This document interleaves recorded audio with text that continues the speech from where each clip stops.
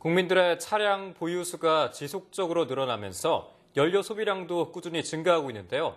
우리나라는 대부분의 원유를 수입에 의존하기 때문에 가계에 많은 부담이 되고 있습니다. 또한 이산화탄소를 배출하기 때문에 환경오염 문제가 생겨 이를 개선하기 위한 사회적인 비용도 만만치 않은 상황인데요.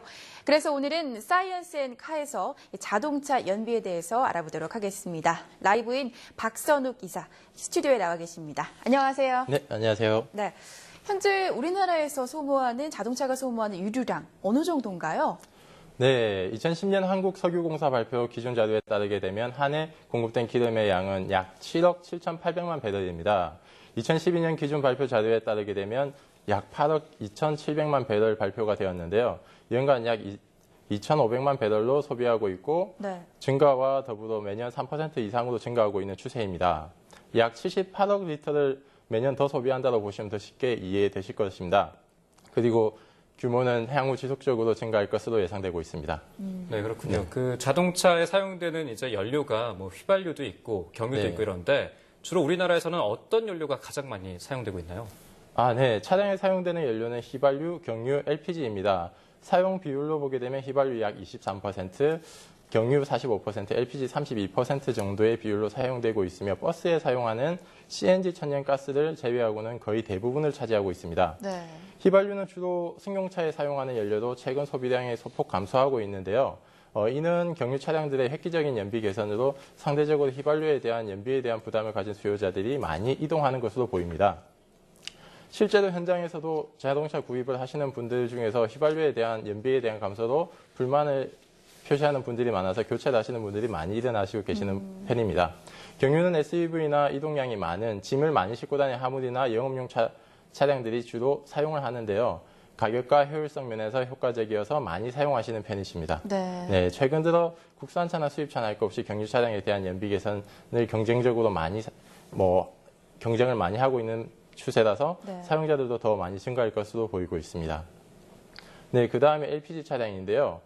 화물이나 SUV 영업용으로 주로 사용하고 있는데 가격에 대한 메리트가 매우 커서 2011년 11월부터 법 개정으로부터 LPG 차량에 대한 일반인의 구매가 가능한 점도 휘발유 소비가 줄어든 요인이 되겠습니다. 네, 이 외에도 최근 들어 하이브리드 차량에 대한 구매자도 점차 증가하고 있고 전 세계적으로 차량 연료에 대한 규제 강화로 자동차 연료에도 많은 변화가 있을 것으로 예상되고 있습니다. 네.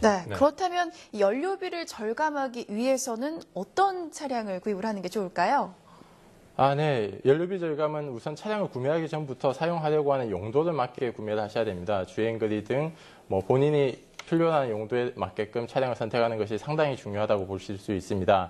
이런 특성에 맞지 않는 차량을 구매해서 유류비 부담으로 다시 다른 차량으로 바꾸시는 분들도 상당히 많이 계십니다. 사용 연료별 차량 특징을 보게 되면 휘발유 차량은 출력이 높고 소음이 적어서 고급 승용 차량이나 경차 등 승용 차량에 많이 사용하고 있으며 LPG 연료 차량은 기름값이 상대적으로 저렴한 장점이 있어 주행거리가 많으신 분들에게 매우 높은 연비로 큰 만족을 주는 차량입니다. 반면 경유를 사용하는 차량의 경우는 휘발유 값과 LPG 값의 가격의 중간 정도의 가격이 형성되어 있는데요. 출력도 높고 연비도 좋은 편이어서 화물차나 SUV 차량, 승합 차량 등 많은 수송 인원을 요구하는 차량들에 많이 사용되고 있습니다. 연료 특성과 소음과 차량 진동이 많이 발생하여 한 운전자분에게는 불만의 요인이 될 수도 있습니다. 하지만 요즘 출시되는 디젤 차량들은 고성능의 기술 개발로 인해 가지고 승차감, 소음 문제들을 개선하여 고급 세단 차량들까지도 경유 차량을 사용하는 경우가 많이 증가하고 있습니다. 이러한 연비를 고려한 알뜰 구매자들도 점차 늘어나고 있는 추세입니다. 이런 특성을 고려해서 차량을 구매한다면 차량 선택에 많은 도움이 되실 거라 예상됩니다. 네, 말씀하신 대로 이렇게 연료의 종류가 많고 그리고 구매하기 전부터 자기의 용도에 맞게 차량을 구매해야 된다라는 말씀을 하셨는데 그렇다면 차량을 사고 난 이후에 어떻게 운전을 해야지 좀 더 효율적으로 운전을 해서 연료를 줄일 수 있는지 간략하게 설명 부탁드립니다. 가장 첫 번째는 엔진 관리라고 볼 수가 있습니다. 엔진 오일이나 필터를 적기에 교환하여 차량의 건강 상태를 유지하는 것이 가장 중요하다고 생각되는데요. 차량 엔진은 연료를 태우는 곳인데 연소가 잘 되지 한다 그러면은 연비가 나빠지게 됩니다. 산소 공급이 꼭 필요한 차량의 연료와 꼭 필요하게 되는데요. 네. 차량의 연료와 공기가 적절히 산소와 섞여서 폭발을 해야만 힘과 연비의 효율이 좋아지게 됩니다. 가장 기본적인 차량의 정비가 공기 오일 필터를 갈아주는 것이 가장 중요할 것으로 보고 있습니다. 네. 그리고 두 번째는 타이어 관리입니다. 차량의 타이어는 펑크 나기 전까지 신경 쓰시지 않는 분들이 상당히 많으신데요. 주기적인 타이어 공기압을 체크해 주셔서 적정 공기압을 항상 유지하는 것이 연비에 크게 도움됩니다. 그리고 이렇게 차량 관리 및 정비로 연비가 개선되기도 하지만 가장 기본적인 방법은 운전자의 운전 습관입니다.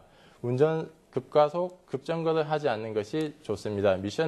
미션이 오토인 차량의 경우에는 탄력 주행을 하신다고 주행을 연비를 높이시려고 하시는 분들이 계시는데요. 주행 중에 기어를 중립으로 놓고 운행하실 시에는 연비보다 오히려 엔진 브레이크가 작동하지 않아 위험한 상황이 발생되기도 하십니다.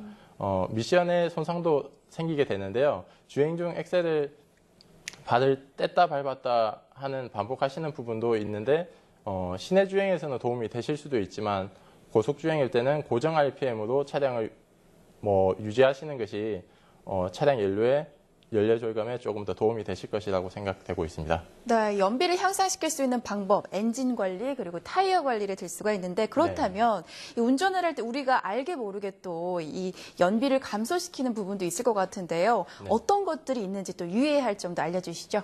네. 연비를 나쁘게 하는 요인들도 여러 가지가 있는데요.